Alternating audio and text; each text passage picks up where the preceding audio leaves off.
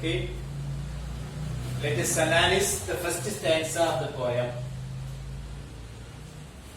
I heard 1,000 blended notes, while in a grove I sate reclined. In that sweet mood, when pleasant thoughts bring sad thoughts to the mind. I heard 1,000 blended notes. എന്താണ് അതിന്റെ meaning? I heard, ഞാൻ കേട്ടു. ഞാൻ എന്നിവിടെ ഉദ്ദേശിക്കുന്ന ആരെയാണ്? The poet himself. കവി കേട്ടു. എന്ത് കേട്ടു? 1,000 blended notes. 1000 blended notes. Blended means mixed. ഇടകലർന്ന, കൂട്ടിക്കലർന്ന. Notes. Notes here means നാദം, sound, music എന്നൊക്കെയാണ്. I heard 1,000 blended notes. 1000 മിശ്രനാദം ഞാൻ കേട്ടു. While എപ്പോൾ? In a grove I sate reclined. In a grove. Grove here means തോപ്പ്, പൂന്തോട്ടം, forest എന്നൊക്കെ പറയാം. Grove. I sate. Sate is the old form of sat. എന്താ പറഞ്ഞാൽ sate in the past tense. Sate, sat. Reclined. Reclined means relaxed. Relaxed. Relaxed എന്ന് പറഞ്ഞാൽ എന്താ? Relaxed എന്ന് പറഞ്ഞാൽ in a resting mood. ഞാനൊരു പൂന്തോപ്പിൽ, ഒരു പൂന്തോട്ടത്തിൽ വളരെ ആസ്വാദ്യകരമായി, വളരെ റിലാക്സ്ഡ് ആയിട്ട്, വളരെ ആനന്ദകരമായി, വളരെ ഉല്ലാസഭരിതനായി ഒരു പൂന്തോപ്പിൽ ഞാൻ ഇരിക്കുമ്പോൾ 1000 മിശ്രനാദങ്ങൾ ഞാൻ കേട്ടു.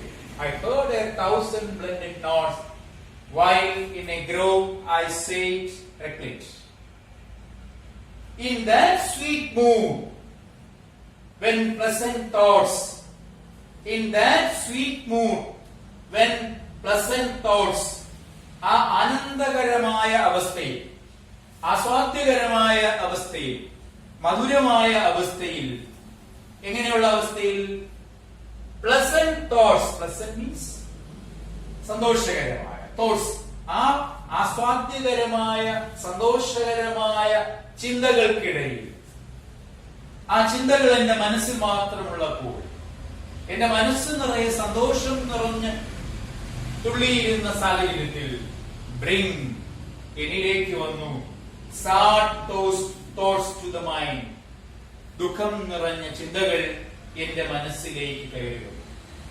അപ്പോ കവിയുടെ മനസ്സ് വളരെയധികം സന്തോഷിച്ചിരുന്നപ്പോൾ, ആനന്ദ നിർവൃതിയിലായിരുന്നപ്പോൾ, ആ ബ്ലെൻഡഡ് നോട്ട്സ് 1000 മിശ്രനാദങ്ങൾ കേട്ട് കവി അങ്ങനെ ഉല്ലസിച്ച് രസിച്ച് മനോഹരമായ ഒരു പൂന്തോപ്പിലിരിക്കുമ്പോൾ അവിചാരിതമായി, വളരെ ആക്സിഡന്റലായി അദ്ദേഹത്തിന്റെ മനസ്സിലേക്ക് ദുഃഖചിന്തകൾ കടന്നു വന്നു. ഇതാണ് ഈ 4 വരിയിലെ ആശയം. ഒന്നുകൂടെ ഞാനത് വായിക്കാം. I heard 1,000 blended notes, while in a grove I sate reclined. In that sweet mood, when pleasant thoughts bring sad thoughts to the mind. ഇവിടെ നമുക്ക് ഇനി കാണേണ്ടത് what are the figure of speech applied in this stanza. ഈ സ്റ്റാൻസയിൽ കവി ഉപയോഗിച്ചിരിക്കുന്ന figure of speeches ആണ്. നമുക്ക് figure of speeches എന്ന് പറഞ്ഞാൽ, നമുക്ക് ഒരു കവിത വായിക്കുമ്പോൾ അല്ലെങ്കിൽ അത് കേൾക്കുമ്പോൾ അതിന്റെ ആസ്വാദകന്റെ മനസ്സിലേക്ക് കവി കൊണ്ടുവരുന്ന ചില ഇമേജസ്. നമുക്ക് സാധാരണയായി എല്ലാ പോയിറ്റ്സും ഉപയോഗിക്കുന്ന 2 തരം ഇമേജസ് ആണ്. ഒന്ന് ഓഡിറ്ററി ഇമേജും മറ്റൊന്ന് വിഷ്വൽ ഇമേജ്. ഓഡിറ്ററി ഇമേജ് എന്ന് പറഞ്ഞാൽ നിങ്ങൾക്കറിയാം, ശ്രവ്യബിംബം, നമുക്ക് കേൾക്കാൻ കഴിയുന്ന, നമ്മൾ കേൾവിയിലൂടെ ആസ്വദിക്കുന്ന ഒരു ബിംബം. പിന്നെ ഒരെണ്ണമുണ്ട് വിഷ്വൽ ഇമേജ്. വിഷ്വൽ ഇമേജ് എന്ന് പറഞ്ഞാൽ അറിയാം, ദൃശ്യബിംബം, നമുക്ക് കാണാൻ കഴിയുന്ന സംഗതി. അങ്ങനെ ബിംബങ്ങളെ ആസ്വാദകരുടെ മനസ്സിലേക്ക് കൊണ്ടുവരുവാനുള്ള ഒരു കഴിവ് പ്രകൃതിയെ സ്നേഹിക്കുന്ന വേഴ്സ്വർത്തിനെ പോലുള്ള ഒരു കവിയെ സംബന്ധിച്ചിടത്തോളം അപാരമായ കഴിവാണ്. ഇവിടെ നമുക്ക് ആദ്യമായിട്ട് ഓഡിറ്ററി ഇമേജ് കാണാം. നമുക്ക് ഇവിടുത്തെ ഓഡിറ്ററി ഇമേജ് എന്ന് പറഞ്ഞാൽ ഹേർഡ് എന്നാണ്, കേട്ടു എന്നുള്ളത്. നോക്കൂ, കവി കേൾക്കുന്നതോടൊപ്പം തന്നെ കവി നമ്മളെ കൂടി കേൾപ്പിക്കുകയാണ്. എന്ത് കേൾപ്പിക്കുകയാണ്? 1000 blended notes, 1000 മിശ്രനാദങ്ങൾ. Notes means music. ശബ്ദം വെറും ശബ്ദമല്ല, സംഗീതത്തിന്റെ അലരടികൾ. എങ്ങനെയുള്ള അലരടികൾ? മിശ്രമായിട്ടുള്ള ഒരു പൂന്തോപ്പിൽ ഇരിക്കുമ്പോൾ, ഒരു ഫോറസ്റ്റിൽ ഇരിക്കുമ്പോൾ, അല്ലെങ്കിൽ ഒരു ഏകാന്തമായ വളരെ ശാന്തസുന്ദരമായ ഒരു അന്തരീക്ഷത്തിൽ ഇരിക്കുമ്പോൾ, അത് പ്രത്യേകിച്ചും ഒരു പൂന്തോട്ടമാണെങ്കിൽ അല്ലെങ്കിൽ ഒരു വനപ്രദേശമാണെങ്കിൽ കവിക്ക് അവിടെ കേൾക്കാൻ കഴിയുന്ന ശബ്ദങ്ങൾ എന്ന് പറഞ്ഞാൽ കൊച്ചു കൊച്ചു പക്ഷികളുടെ നാദങ്ങൾ, ചെറിയ ചെറിയ മൃഗങ്ങളുടെ നാദങ്ങൾ, അതുപോലെ തന്നെ ചീവീട് പോലുള്ള പക്ഷികളുടെയും മറ്റു ജന്തുക്കളുടെയും ഒക്കെ മനോഹരമായ സംഗീതാത്മകമായ ശബ്ദമാണ് കവി അവിടെ കേൾക്കുന്നത്.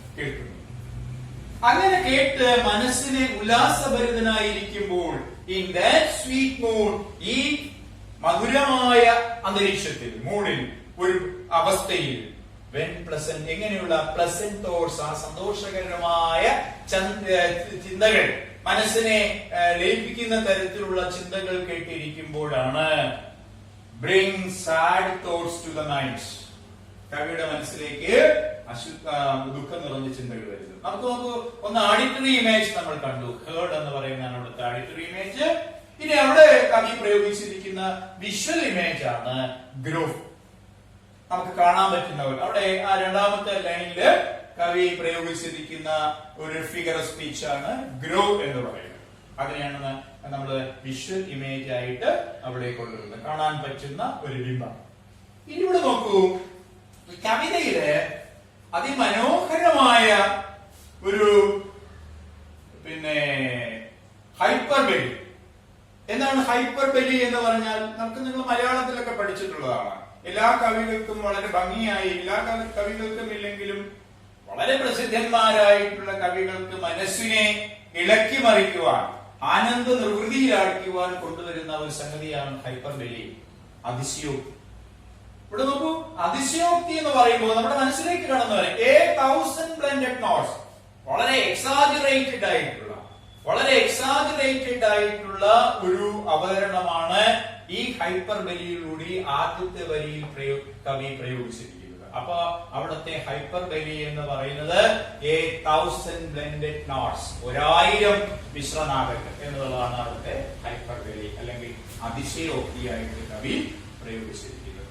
അപ്പൊ ഞാൻ 3 എണ്ണം പറഞ്ഞു. ഒന്ന് ഓഡിറ്ററി ഇമേജ്, 2 ആ കവിതയിലെ വിഷ്വൽ ഇമേജ്, പിന്നെ 3ാമതായിട്ട് കവി പ്രയോഗിച്ചിരിക്കുന്ന കവിതയിലെ ഹൈപ്പർബലി, ഹൈപ്പർബോൾ എന്ന് എഴുതും.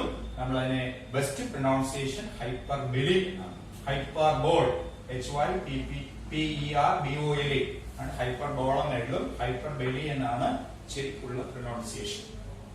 അപ്പോ ഇനി നമുക്ക് അവിടെ കാണുന്ന ഒരു സംഗതി, പ്രാസം എന്ന് നിങ്ങൾ കവിതയിലെ മലയാള കവിതകളൊക്കെ പഠിച്ചിട്ടുണ്ട്.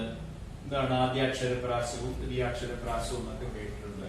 വളരെ മനോഹരമായ കൺസോണൻസ് കവി ഇവിടെ പ്രയോഗിച്ചിരിക്കുകയാണ്. കൺസോണൻസ് എന്ന് പറഞ്ഞാൽ എന്താണ്? കൺസോണന്റ് ലെറ്റർ കൊണ്ട് കൺസോണന്റ് സൗണ്ട് ആക്കിക്കൊണ്ട് കവി പ്രയോഗിച്ചിരിക്കുന്ന ആദ്യ വരിയിൽ തന്നെ കൺസോണൻസ് നമുക്ക് നോക്കാം. ഹേർഡ്, ഡ് എന്ന ശബ്ദം വീണ്ടും 1000 എന്ന് പറയുന്ന പദത്തില് ഉപയോഗിച്ചിരിക്കുന്നത്. ബ്ലെൻഡഡ്, വീണ്ടും ഡി, 2 കൺസോണൻസ്. നോക്കൂ, ഹേർഡ്, 1000, ബ്ലെൻഡഡ്. ഇത് രണ്ടും കൺസോണൻസ് ആയിട്ട് ഈ കവിതയില് കവി പ്രയോഗിച്ചിരിക്കുകയാണ്. ഡി കൺസോണൻസും ഉണ്ട്, അലിട്രേഷനും ഉണ്ട്. Both are same. പക്ഷേ അലിട്രേഷൻ നമുക്ക് അടുത്ത സ്റ്റാൻസയിൽ കാണാം. ഇപ്പൊ ഇത് മാത്രം നോക്കുക. ഇവിടെ കൺസോണൻസിന്റെ നേരെ ഓപ്പോസിറ്റ് ആണ് അസോണൻസ്. അസോണൻസ് എന്ന് പറയുന്നത് വൗവൽ സൗണ്ട് വരുന്നതിനെയാണ് നമ്മൾ അസോണൻസ്. ഇവിടെ വൗവൽ അല്ല, കോൺസണൻസ്. കോൺസണൻസ് എന്ന് പറയുന്നതാണ് വ്യഞ്ജനാക്ഷരങ്ങൾ. വ്യഞ്ജനാക്ഷരങ്ങൾ ഒരു വാക്കിന്റെ മധ്യത്തിലോ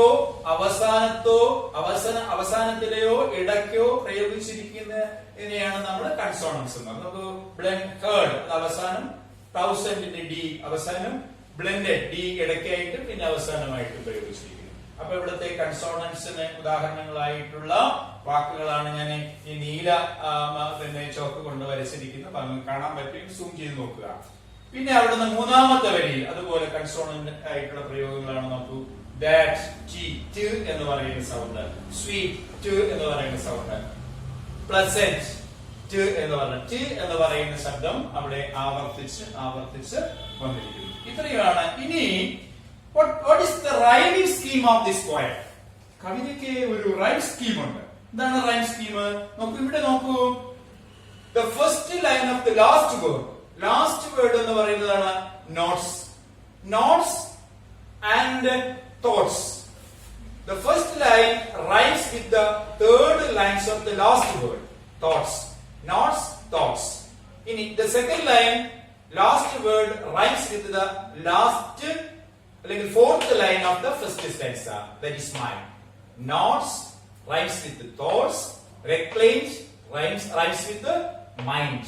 അപ്പോൾ ഇവിടുത്തെ റൈമിംഗ് സ്കീം എന്ന് പറഞ്ഞാൽ എ ബി ആണ് ഈ സ്റ്റാൻസയിലെ റൈമിംഗ് സ്കീം. റൈം സ്കീം എന്ന് പറയും. ഈ കവിതയിൽ എല്ലാ സ്റ്റാൻസകളിലും കാണുന്ന റൈം സ്കീമാണ് എ ബി. ഫ്രണ്ട്സ്, നിങ്ങൾക്ക് നല്ലവണ്ണം ഫസ്റ്റ് സ്റ്റാൻസ മനസ്സിലായി എന്ന് ഞാൻ വിശ്വസിക്കുന്നു. Let's go through the second stanza of the poem. നോക്കൂ, to her fair works did nature link the human soul that through me ran, and much it grieved me heart to think what man has made of man. To her fair works did nature link.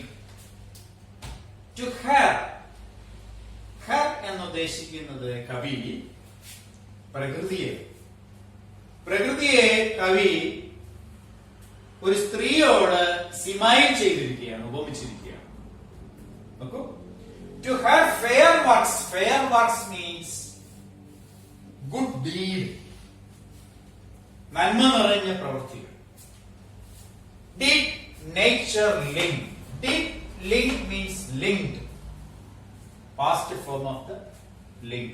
Did plus link is equal to linked. To her fair works did nature link. പ്രകൃതിയുടെ നന്മ നിറഞ്ഞ പ്രവൃത്തികൾ the human soul, മനുഷ്യന്റെ ആത്മാക്കളെയുമായി ബന്ധിപ്പിച്ചിരിക്കുന്നു. മനുഷ്യ ഹൃദയങ്ങളുമായി പ്രകൃതിയുടെ നന്മ നിറഞ്ഞ പ്രവൃത്തികളെ അവൾ ബന്ധിപ്പിച്ചിരിക്കുന്നു.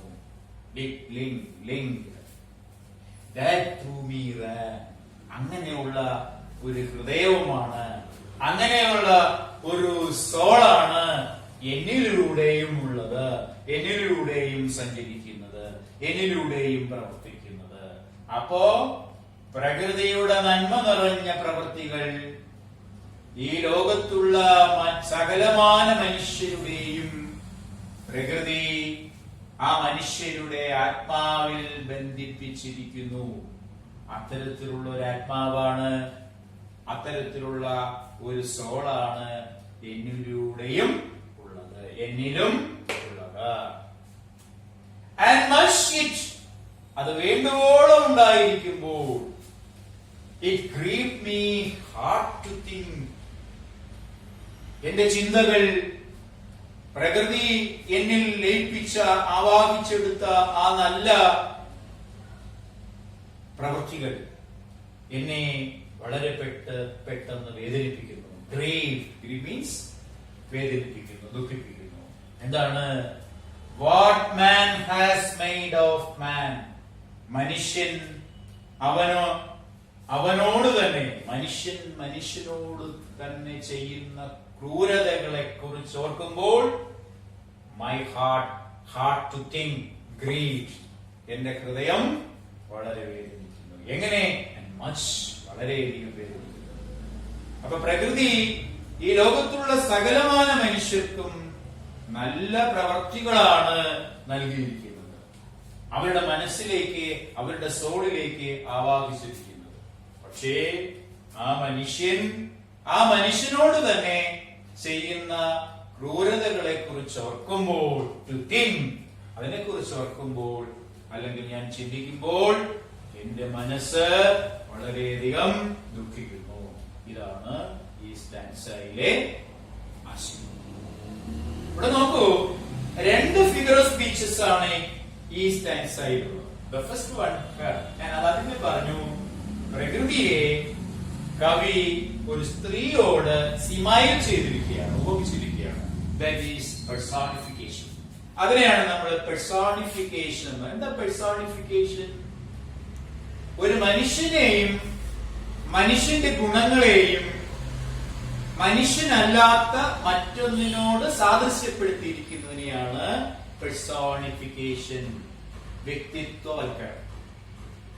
ഒരു മനുഷ്യനെയും മനുഷ്യന്റെ ഗുണങ്ങളെയും അവന്റെ പ്രവൃത്തികളെയും മനുഷ്യനല്ലാത്ത ഒന്നിനോട് സാദൃശ്യപ്പെടുത്തിയിരിക്കുന്നതിനെയാണ്, ഉപമിച്ചിരിക്കുന്നതിനെയാണ് പെർസോണിഫിക്കേഷൻ. മറ്റൊരു നല്ല ഭാഷയിൽ, സാഹിത്യ ഭാഷയിൽ പറഞ്ഞാൽ സിമൈൽ. മനോഹരമായ ഒരു സിമയിലാണ് നമുക്കിവിടെ കാണാൻ പറ്റുന്നത്. പ്രകൃതിയെ ഒരു സ്ത്രീയോട് കവി ഉപമിച്ചിരിക്കുന്നു. That is personification. ഇനി കവിതയിലെ മറ്റൊരു ഫിഗർ, ഈ സ്റ്റാൻസയിലെ മറ്റൊരു ഫിഗർ ഓഫ് സ്പീച്ച് ആണ് അലിട്രേഷൻ. അലിട്രേഷൻ, നേരത്തെ ഞാൻ കൺസോണൻസ് പറഞ്ഞു, രണ്ടും തമ്മിൽ കൺഫ്യൂസ്ഡ് ആകരുത്. കൺസോണൻസ് എന്ന് പറഞ്ഞാൽ ഒരു വാക്കിന്റെ ഇടയ്ക്കോ അവസാനമോ ഉപയോഗിക്കാം. ഏത് കൺസോണന്റ് ലെറ്റേഴ്സ് കൊണ്ട് സൗണ്ട് ആക്കാം. എന്നാൽ അലിട്രേഷൻ എന്ന് പറഞ്ഞാൽ ആദ്യാക്ഷരപ്രാസം എന്നൊക്കെ പറയാം മലയാളത്തിൽ. ആദ്യാക്ഷരം, ഇവിടെ നോക്കൂ, മ എന്ന് പറയുന്ന ശബ്ദം, എന്ന് പറയുന്ന ശബ്ദം ലാസ്റ്റ് സ്റ്റാൻസയിലെ 3 സ്ഥലത്ത് ആവർത്തിക്കപ്പെട്ടിരിക്കുന്നു. That is the great good alliteration used in this line. Man, made, man. ഇതിനെയാണ് പ്രത്യേക alliteration എന്ന് പറയുന്നത്. ഇത്രയുമാണ് ഈ കവിതയിലെ സാരാംശം, ഈ സ്റ്റാൻസയിലെ സാരാംശം. മനസ്സിലായി എന്ന് വിശ്വസിക്കുന്നു. വളരെ 3-4 പ്രാവശ്യം പുസ്തകം എടുത്തിട്ട് നിങ്ങൾ വായിച്ചു നോക്കണം. വായിച്ചിട്ട് എന്തെങ്കിലുമൊക്കെ ഈ ഭാഗത്തെ സംബന്ധിച്ച് സംശയം ഉണ്ടെങ്കിൽ call me by phone or in your group. Okay? ഇനി നമുക്ക് മൂന്നാമത്തെ സ്റ്റാൻസ